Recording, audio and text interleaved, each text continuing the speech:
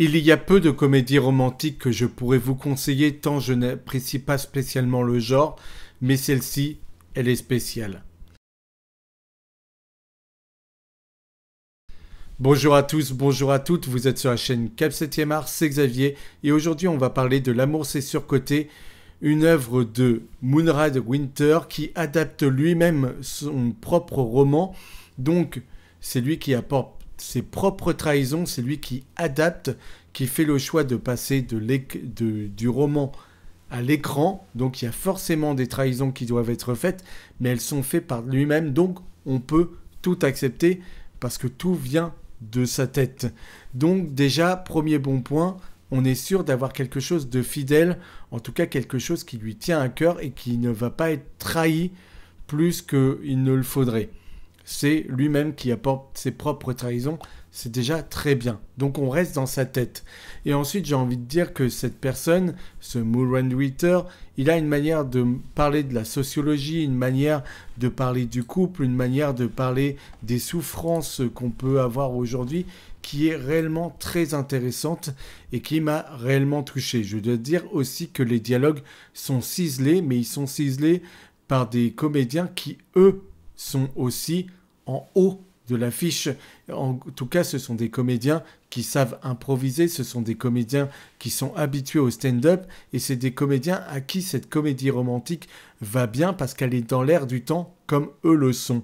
Et tout d'abord, j'aimerais qu'on salue Laura Felpin qu'on a vu dans la délicieuse comédie musicale Jolie Jolie. Je vous en ai parlé, c'était dans mon top 10.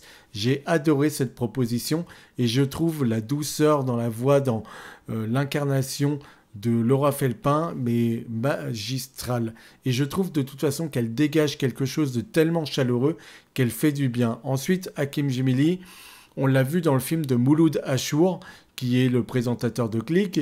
Et puis nous avons Benjamin Tranier, qui est là réellement pour le côté comique du film.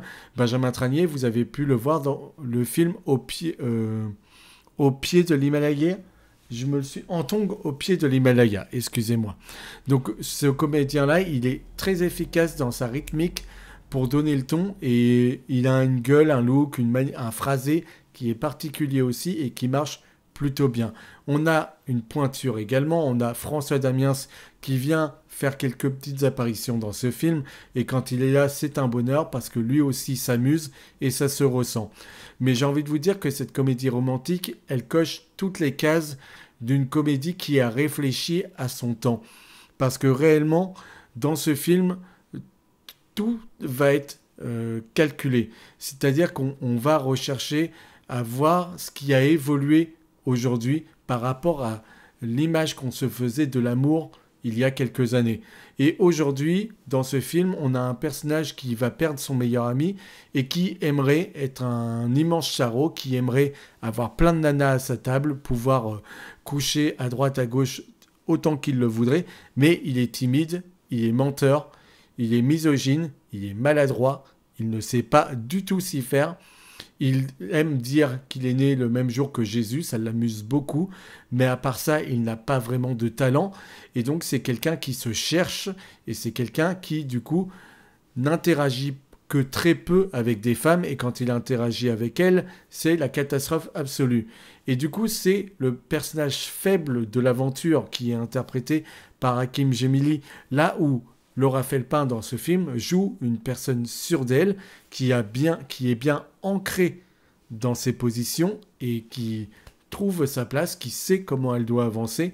Et du coup, ce n'est pas par rapport aux années d'avant, le personnage timide n'est plus le personnage féminin qui a devant lui un personnage fort qui est l'homme, c'est tout l'inverse. C'est donc Hakim Djemili qui est totalement perdu dans sa vie, qui va rencontrer cette femme qui va, elle, avoir les épaules pour l'accueillir, pour l'écouter, pour le comprendre, pour lui faire de la place et pour ensuite qu'ils aient une écoute à deux et peut-être créer quelque chose. Mais c'est ça qui est très intéressant dans ce film, c'est qu'est-ce qu'on raconte au final sur l'amour. Eh bien, on nous dit à bien des moments que c'est un champ de bataille, mais c'est un champ de bataille qui peut se faire avec tendresse, parce qu'on peut comprendre qu'il faut s'écouter, ça aussi, c'est un combat, c'est ne plus se fermer à penser qu'à soi, c'est ah, il y a quelqu'un d'autre, faut lui laisser une place, faut l'entendre, faut l'accepter, faut réussir à trouver ses mots, l'un et l'autre.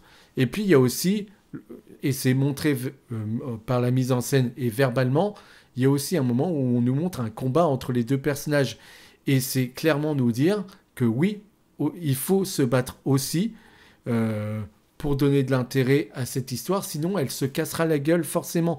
Et par la mise en scène dans le film, c'est montré par un moment où le personnage masculin dit si on se bat maintenant, je vais te foutre une branlée. Et elle rigole parce qu'elle a déjà fait du combat et elle dit non.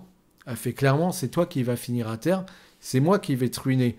Et donc lui en rigole, mais c'est réellement l'homme qui va se retrouver à terre face à elle. Et puis on a Benjamin Tranier. Benjamin Tranier qui, comme je vous l'ai dit, est là pour apporter le côté humoristique au film. Et ça fait du bien. Et en fait c'est tellement léger, c'est tellement soigné, c'est tellement bien interprété que tout passe. Et en fait on passe un délicieux moment devant cette comédie qui pourrait sembler anecdotique comme cela, mais qui comprend si bien la génération d'aujourd'hui. Moonrise Winter a tellement bien ciblé les gens auxquels il s'adresse qu'en fait on prend tout réellement comme une petite... un petit uppercut. Et moi, évidemment, bien évidemment, comme beaucoup, je pense, eh ben, je me suis reconnu dans certains personnages, dans certaines situations. Et je trouve que réellement, cette comédie fait du bien. Alors, évidemment, je ne suis pas fan de tous les moments comiques, parce que comme ce sont des gens qui viennent du stand-up, il y a beaucoup de moments où on en fait peut-être un tout petit peu trop, mais je trouve que les moments sont bien placés, je trouve que l'émotion est bien trouvée, et on parle de trauma, on parle de personnes qui doivent réussir à trouver leur place, et je trouve que l'émotion arrive à prendre. L'émotion arrive à prendre part, notamment par la grâce de Laura Felpin. Je la rappelle encore, parce que je trouve réellement que c'est une actrice en devenir, et elle a quelque chose, elle a un cachet, elle a une humanité qui fait du bien. Voilà, c'est surtout ça.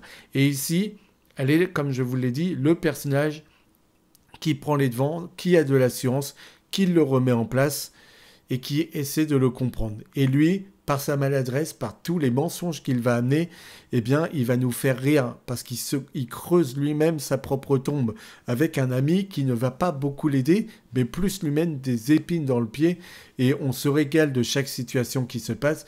Et c'est vraiment un joli moment d'1 h 30 et je pense que vous allez tous, passer un délicieux moment. Donc, l'amour, c'est surcoté. Bah ouais, peut-être qu'il faudrait remettre ça un peu plus en avant dans nos vies et apprendre à se parler plus que de se parler par des applications de rencontres. Je suis d'accord qu'aujourd'hui, tout le monde a peur d'aller parler à l'autre parce qu'il y a tellement une tension, les rapports hommes et femmes ont tellement évolué dans le mauvais sens qu'on n'est plus capable de se parler en face. Il faut que ce soit des écrans interposés qui fassent les premiers échanges. Je trouve ça dramatique.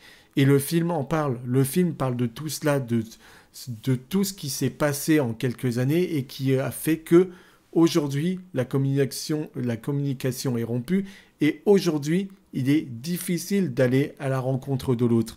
Voilà de quoi parle le film de Moonrise Winter qui adapte son propre roman qui a fait un joli succès mais qui certainement retrouvera un joli succès par rapport au film qui a été fait parce que souvent quand un film marche, on a de nouveau des ventes de livres qui se font derrière. Donc peut-être que pour lui, ça va être justement un cumul bénéfique. Et je pense que ça peut être le cas, effectivement. Parce que c'était le cas du Comte de Monte Cristo dernièrement. Et bon, bah, l'auteur n'est pas là pour nous le dire. Mais en tout cas, pour ce qui est de l'amour, c'est surcoté. L'auteur est bien vivant. Donc il n'y a aucun souci. L'argent va rentrer dans les poches. Mais c'est ce genre de comédie qu'il faut saluer plus que des... grosses comédies bien lourdes qu'on peut avoir. Je peux vous parler de Délocalisé, je peux vous parler de Aimons-nous vivants qui est en ce moment en salle. Il y a énormément de catastrophes et de films qui sont bien nuls.